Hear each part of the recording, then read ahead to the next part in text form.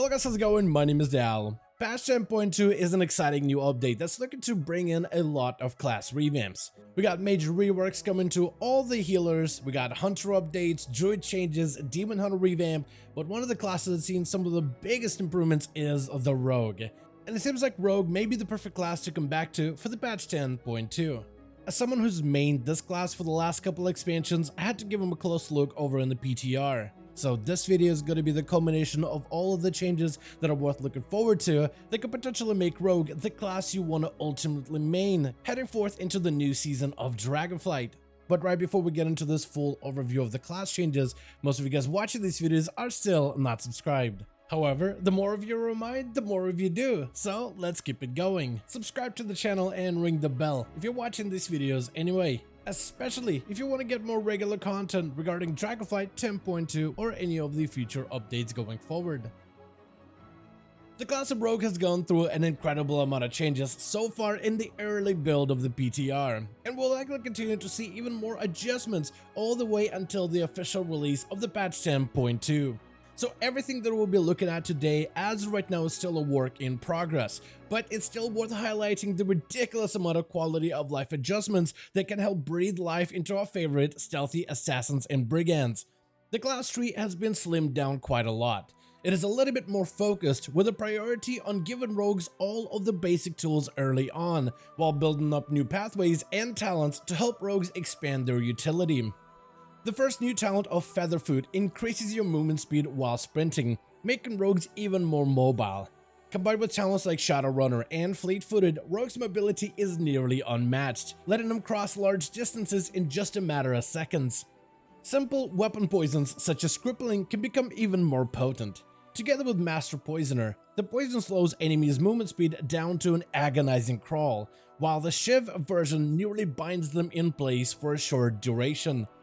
The new addition of Still Shroud cuts the cooldown of Shroud of Concealment by half, which is incredibly useful in group content like Mythic Plus dungeons. Defensively, rogues are going to be unmatched, with Graceful Guile adding an additional feint charge, while Deadened Nerves reduces physical damage taken by a substantial amount. Certain talents have become choice nodes, like decision between 5% additional crit chance on combo point builders or 10% additional flat weapon poison damage, or a choice between more combo points through improved ambush versus energy conservation for finishing move abilities. Your capstone choices have also been adjusted as well. The energy row starts out with Leeching Poison, then up to 2 points of Vigor, which increases your energy pool by 100 extra, resulting in 200 energy maximums or higher depending on your playstyle. Lethality and Cold Blood still make up the most of the crit-focused capstone. Acrobatic Strikes, Reprimand, and its talented options are still planted down the middle with no relative changes. The combo point capstones start with the same old Alacrity and then head into the familiar stratagem, but Mark for Death has also been altered. Mark for Death is now a 40-second cooldown for all 3 rogue specs, and for Outlaw Rogues that's basically like a 10-second cooldown because of its cooldown reduction mechanics. Mark for Death will fill you with maximum combo points, which is a big improvement, and enemies affected by Mark also take 15% additional damage from your finishing moves, which is a fantastic new bonus. Finally, the Stealthy capstone starts off with Seething Darkness, Night Stalker up to 50% additional damage in stealth, and then ends with Shadow Dance. This row is missing the Find Weakness passive, which changes the capstone's power dynamic. The passive of Find Weakness has become exclusive to Subtlety Rogues only, which makes Shadow Dance a little bit more in line with other capstone options. Next, let's take a close look at the crowd favorite spec of Assassination, which has finally seen some much needed love and appreciation. The 2 goals to improve Assassination for the patch 10.2 is 1, to rework their AoE gameplay. Their performance in Mythic Plus dungeons has been very underwhelming, but they aren't just seeing a numbers tuning. This goal is to provide them a new way of executing the AoE damage that's both satisfying, unique, and skill-based, without necessarily copying any mechanics from other classes. Another goal is to give the spec more depth in the talent choices while keeping the rotation familiar. Early on, we encounter our first new talent of Path of Blood, which increases our maximum energy by 100, resulting in up to 300 maximum energy. And out of all three rogue specs, Assassination has some new resource management mechanics, where energy maintenance becomes actual part of their basic gameplay, and this talent goes a long way in smoothing out its overall performance. Then we have talents such as Cut to the Chase and Elaborate Planning, which have become a choice node, allowing for better convenience or buff management playstyle. Next, let's highlight some of the newest AoE improvements, starting with Crimson Tempest Finisher, which has been adjusted. First, Tempest is now primarily a bleed effect, with no initial upfront damage, which makes it scale much better with bleed enhancements such as your Assassination Mastery. Second, its bleeding effect now scales with the number of targets, dealing 20% more damage per target struck, up to 100%, though soft capped at 5 targets maximum. This in turn makes it a potent damaging ability against large groups of enemy encounters. Phantom Knife's ability cannot be further improved with Flying Daggers, where its range is increased by 12 yards and damage increased by 15 baseline. This damage can be increased by 15 additional % if the fan strikes 5 or more targets. Thrown Precision makes fan even more effective, especially when it comes to critical strikes. The talent of Caustic Spatter is incredibly potent for Assassination Rogues focused on poisons. Mutilating a target affected by deadly poison and rupture causes Caustic Spatter. Dealing any poison damage causes Spatter to splash a portion of its damage onto nearby targets with a 5-target soft cap. This includes weapon poisons, envenoms, poisons like sepsis, and even Kingsbane. On the same note as Spatter, we have a new internal bleeding. The bleed itself is quite familiar, but it can now be applied to either kidney shots or ruptures. While this talent won't improve your AoE output, it does reinforce bleed-focused playstyles. Next, we have two versions of Exsanguinate, which is nowhere near the same ability that you may even remember. First, we have the passive option. While above 100 energy, Corrode, Rupture, and Crimson Tempest consumes 8 energy to duplicate 40% of its damage dealt. The active version of Exsanguinate is a lot more bursty. Every minute your bleeds consume 10 energy to copy 100% of their damage dealt to your current target. While this talent will strain your energy, using this together inside of Deathmark with some careful energy management could result in fantastic bleed damage output. The ability of Shift can also help contribute to AoE encounters. With Arterial Precision, Shift strikes up to 4 additional nearby targets and increases their bleed damage taken by 30% for a few seconds. Tiny Toxic Blades increases that damage by 200%, removing all energy cost. Lightweight Shiv also increases its damage by 100% as of the patch 10.2, while increasing Shiv charges. And the base damage of Shiv has also went up a bit, which gives its stabbing power a little bit more impact when combined with all of the newest bleed-focused bonuses. Indiscriminate Carnage has also been adjusted. Catching a re-stealth allows your next Garrotes and Ruptures to apply freely to multiple targets from your opener, adding towards your cleaving potential. Besides all of the other familiar capstone bonuses, a new talent joins its ranks, the Sudden Demise. Demise increases all bleed damage by 10%. Additionally, any target below 35% health instantly takes fatal damage when the remaining bleeds of yours exceeds 200% of the remaining health, resulting in an instant execution. Overall, Assassination is looking like an exciting spec to jump back into. I'm a big fan of all of the new forms of AoE damage options and excited to see how players use their combat resources to master the subtle changes that come with the spec's talented rework.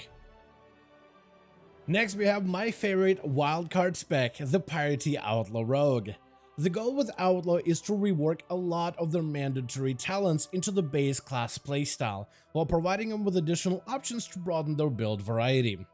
Talents like Grapple and Hook and other core abilities have become baseline, which helps free up talent points to reinvest back into gameplay defining options. The talent tree greets you with many new additions as you make your way down towards the capstone choices, with every row providing you with new combat benefits. A new choice node has been created between Float like a butterfly or Sting like a bee, which enhances your defensive or offensive combat abilities. Surprisingly, Outlaw Rogues will now scale with Haste when using the talent of Swift Slasher. Slice and Dice increases your auto attack speed equal to 100% of your haste value, which results in a fast auto attacks. Fast auto attacks cause you to generate more energy through talents like Fatal Flourish. Faster attacks also draw more mastery procs, which results in gains all across the board for the spec. Talents like these could make stats like haste much more higher in priority and would make the spec feel impactful during big cooldowns like Bloodlust or Heroism.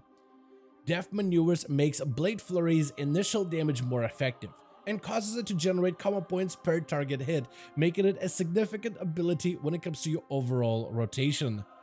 A new talent sits in the choice node with Sepsis called Underhanded Upper Hand. This talent is a passive, which applies a whole new set of rules to the Outlaw Rogue playstyle. First, Slice and Dice duration does not deplete while Blade Flurry is active. Blade Flurry duration cannot deplete while Adrenaline Rush is active. Adrenaline Rush duration doesn't deplete while Rogue is in Stealth, and Stealth abilities can still be used for additional 3 seconds after Stealth breaks. This effect stacks with other talents such as Subterfuge for extended durations. Overall, using Adrenaline Rush during your opener is highly advised, and places Blade Flurry as a rotational skill because of its Slice and Dice uptime. Finally, we're down to our capstone choices, where Greenskin, Keep It Rolling, and Hidden Opportunity continue to hold their own, but with 2 new additions. First of all, we have Crackshot. During Stealth or Shadow Dance, Between the Eyes has no cooldown, and also dispatches your target for 100% of normal damage when used from Stealth. With the talent of Ace, you can now chain multiple Between the Eyes finishers from your opener, which allows for much greater burst capabilities. The final capstone talent is Killing Spree, which has been reworked into a combat finisher. Killing Spree rapidly teleports you to your target, striking at it with both weapons viciously. Its damage and duration increases with combo points spent. Higher haste values allow you to fully complete Killing Spree at a much quicker pace. Killing Spree has a shorter 1.5 minute cooldown and also delays all damage taken during Killing Spree over 8 seconds. Damage taken returns back to you as pure shadow damage, which can then be immune with defensives such as Cloak of Shadows. Essentially, putting the two together allows the rogue to immune all damage taken during Killing Spree, which gives Outlaw a form of damage immunity. Overall, Outlaw Rogue is still a fast-paced rogue spec, one that is focused on buffing itself over debuffing their enemies. A brawler which wildly slashes in all directions, weaving sabers and pistols together in a dance when battling its foes. Building and spending combo points quickly to refresh their cooldowns, the spec is even more battle-ready heading into the patch 10.2. Finally, we have the Master of Stealth, the spec of Subtlety. For sub-rogues, the goal is to create better pathing options within the talent tree, which provides more build variety, allowing rogues to easily cross over into other builds and options. Secondly, Subtlety has become more sustain focused in its damage profile and its resource generation. The spec is meant to have moments of high intensity inside its short cooldown windows, and they hope to restore that feeling during the development of the spec over on the PTR. Certain abilities such as Shadow Step and Black Powder have become baseline class abilities which make more room within its talent tree. Starting off, we see a massive change to the ability of Shadow Blades, which causes you to draw upon the surrounding shadows, allowing your combo point abilities to generate a maximum number of combo points for 20 seconds. This allows you to chain massive finishers back to back against your target, eviscerating your foes with absolute ferocity. Stunning Secret is a new talented addition, one that causes kidney shots to have an increased cooldown and energy cost, but you now summon Shadow Clones to stun all nearby targets for its maximum duration. The passive of Shadow Techniques has also been wildly revamped. Auto attacks have a chance to generate a bit of energy and store a combo point inside of a buff. Up to 14 maximum combo points can be stored at a time.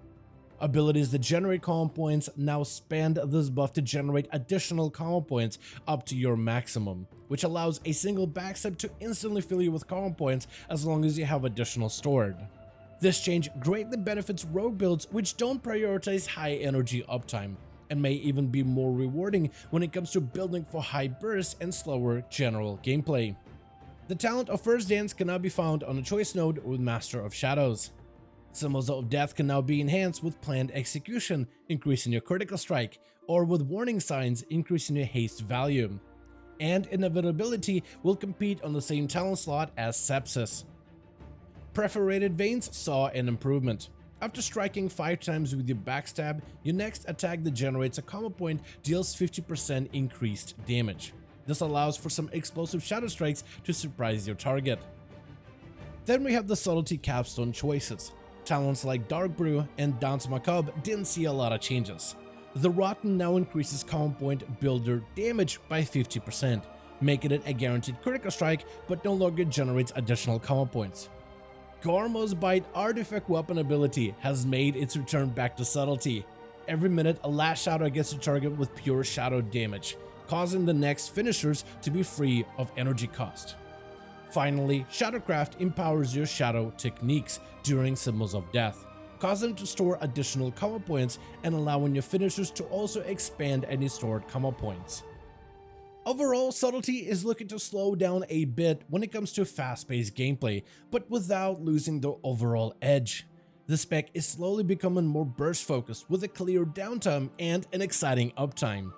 New talents help emphasize control, burst, and flexibility to make sure Subtlety is always prepared no matter the situation. And so far, it looks like getting further improved for the patch 10.2. I want to thank all of you so much for watching this video and hope you guys enjoyed. Let me know your thoughts in the comments below. As per usual, if you guys enjoyed this video or found it informative, go ahead and give it a thumbs up. I would very much appreciate it. And as always, in the description of every single video and live stream, we have a link to our Discord community channel. Probably the best place to reach out to me directly in case you want to let me know what you thought about this video or hang out with the rest of the community to discuss some of the upcoming changes. Join our Discord to become part of the community. But otherwise, thank you all so much for watching this video. I do hope you guys enjoyed. Let me know all of your thoughts down below. And as always, I'll see all of you guys in another video.